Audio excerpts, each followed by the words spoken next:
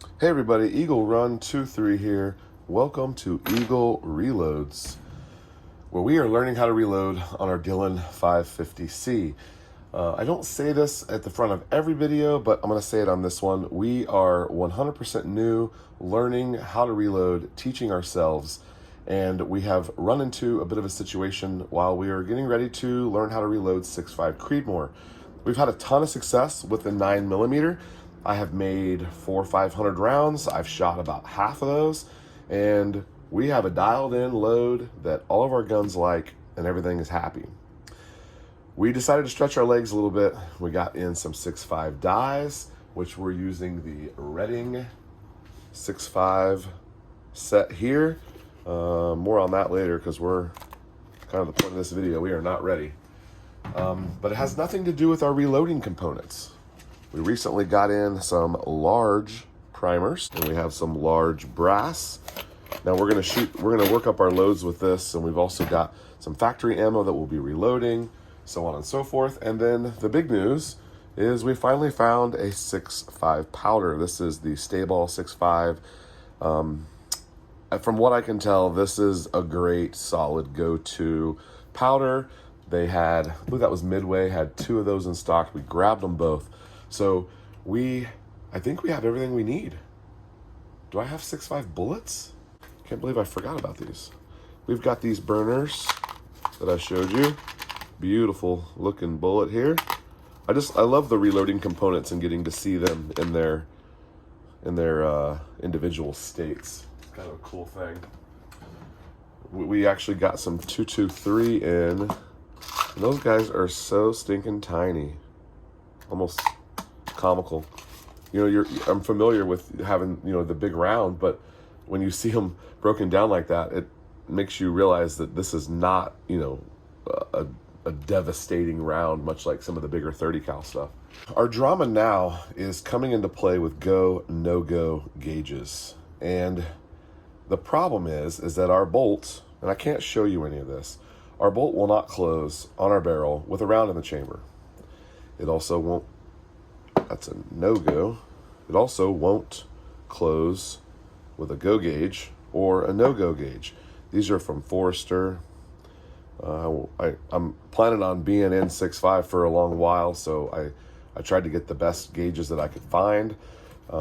We've got our Wilson case gauge here, and the interesting thing that I'm finding is, so this is the round that we actually had in the gun that we thought was going to be good to go, and it case gauges out just fine.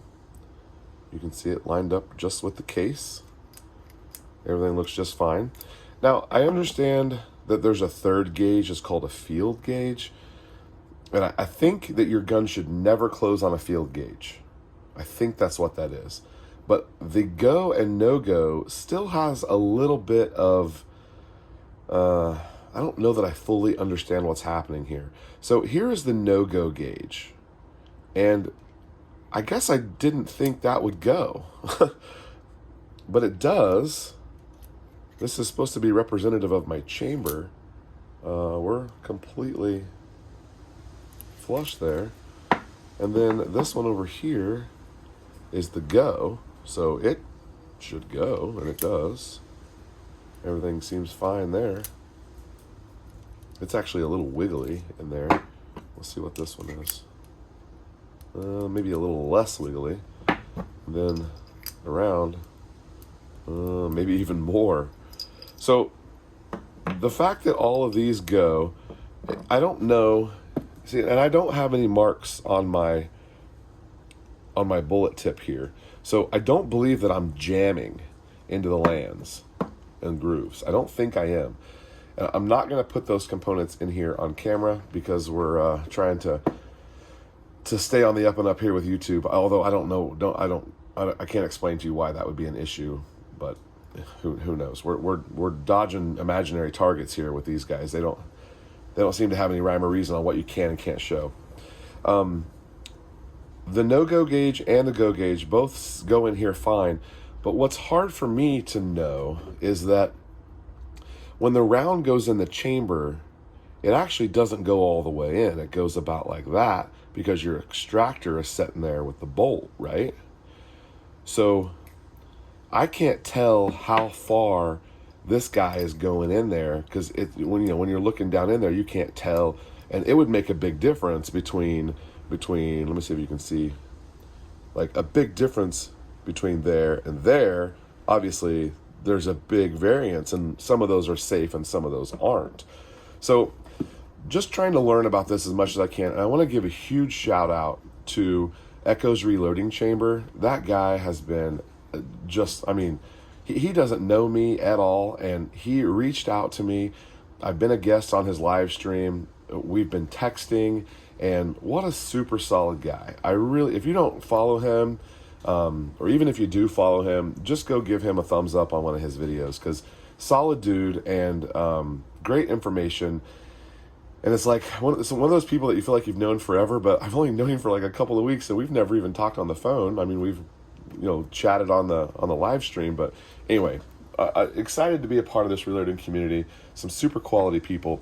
One day, you guys remind me. One day, I will tell you the worst reloading story that I have in my, we're at like 4 or 5 week career here of reloading. I've already had a terrible experience with a group on Facebook. Remind me, I'll tell you that story later. I already had a bad experience. It was actually one of my very first experiences too, but I did not let it deter me. Okay, in closing here, I've been eyeballing these little anvils that you set up here on your digital calipers, and it seems like these are going to be pretty handy. I don't know, do you guys run these? So I had a birthday recently, and so I guess you zero it there, and I spent a gift card on this. They're kind of expensive. It's from Hornady, and they're like $20, but I mean, that is nice. I mean, I was measuring all those 9mm. They're kind of small and fumbly, but that anvil, oh man, that's so nice. I don't know. I've used it twice. You guys have seen both of them. Can I recommend this? Only using it once or twice? That's nice. And it's got a big giant thumb screw on the back here, so you can just rip it off real quick if you don't need it. I've used these calipers more in the last month here than I think I used them the 3 or 4 years before that I had them. Oh, that keeps them from laying flat. Oh well. I don't think I want the thumb drive on the top. I think I want it on the back. We'll play with that. Okay, thumbs up on that for now. So let me know what you know about case gauges. Should these both do that? Even the no-go? That's a no-go. Does it have to do with the length? Maybe it has to do with the length. So that's go.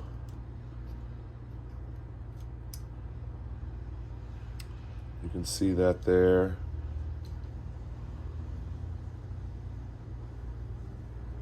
This says one, so you can see on it, it says 15410. I wonder what that is. Let's see what this one is. Oh, that's 16915. 16915. So they're the same length.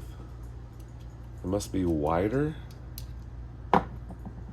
You guys are probably screaming at me right now because I don't know this. At least you're on the other side of the screen. I can't hear you. 0.448. 0.448. 0.448. 0.448. I don't know what the difference in those are. All right, I'm sure you guys will let me know. All right, that's where we're at right now, guys.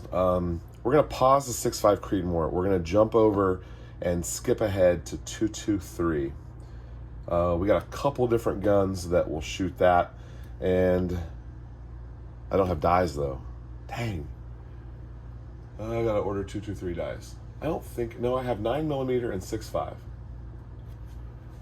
Okay, well, while you're here, drop me a recommendation for the Dylan 223 dies. Dylan does not have them in stock, or I would already have them. So I guess maybe a Redding. Redding has a premium line that I think has 3, because I do believe I want a crimp. So I need a 3 die set, or maybe a 4 die set, because I have the full length resizer, a neck resizer, a bullet seater, and a crimp. I think I want all 4, I think. All right. Okay, thanks for watching. Appreciate the help. We are almost at 100 subscribers, which is really awesome because we just started and we don't know what we're doing.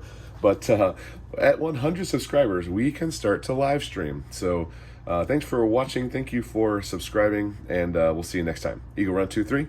Have a good day.